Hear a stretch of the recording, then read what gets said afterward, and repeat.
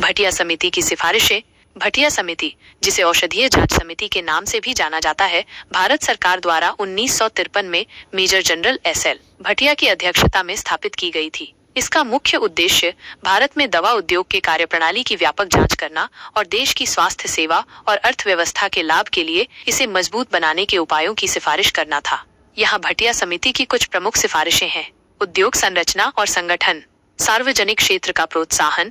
समिति ने सस्ती कीमतों पर आवश्यक दवाओं की उपलब्धता सुनिश्चित करने के लिए दवा उद्योग में एक मजबूत सार्वजनिक क्षेत्र के महत्व पर जोर दिया। निजी क्षेत्र को प्रोत्साहित करना। समिति ने उद्योग में निजी क्षेत्र की भूमिका को मान्यता दी और प्रोत्साहन और तकनीकी सहायता प्रदान करके इसके विकास को बढ़ावा देने के उपायों की सिफारिश की। दवा निर्माण का युक्तिकरण। समिति ने दोहराव से बचने और संसाधनों के कुशल उपयोग को बढ़ावा देने के लिए दवाओं के उत्पादन के युक्तिकरण का सुझाव दिया।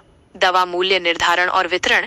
मूल्य नियंत्रण। समिति ने दवाओं को जनता के लिए किफायती बनाने के लिए आवश्यक दवाओं के लिए मूल्य नियंत्रण उपायों को लागू करने की सिफारिश की। दवा वितरण। समिति ने उपभोक्ताओं को दवाओं की समय पर और कुशल डिलीवरी सुनिश्चित करने के लिए वितरण प्रणाली को सुव्यवस्थित करने का सुझाव दिया।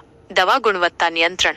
नियामक ढांचे को मजबूत करना। समिति ने दवाओं की गुणवत्ता, सुरक्षा और प्रभावकारिता सुनिश्चित करने के लिए नियामक ढांचे को मजबूत करने की सिफारिश की। गुणवत्ता नियंत्रण उपायों को बढ़ाना। समिति ने दवा निर्माण और परीक्षण में कड़े गुणवत्ता नियंत्रण उपायों की आवश्यकता पर जोर दिया। अनुसंधान और विकास। अनुसंधान को बढ़ावा देना। समिति ने नवाचार और नई दवाओं के विकास को प्रोत्साहित करने के लिए दवा उद्योग में अनुसंधान और विकास को बढ़ावा देने की सिफारिश की। अनुसंधान संस्थान स्थापित करना।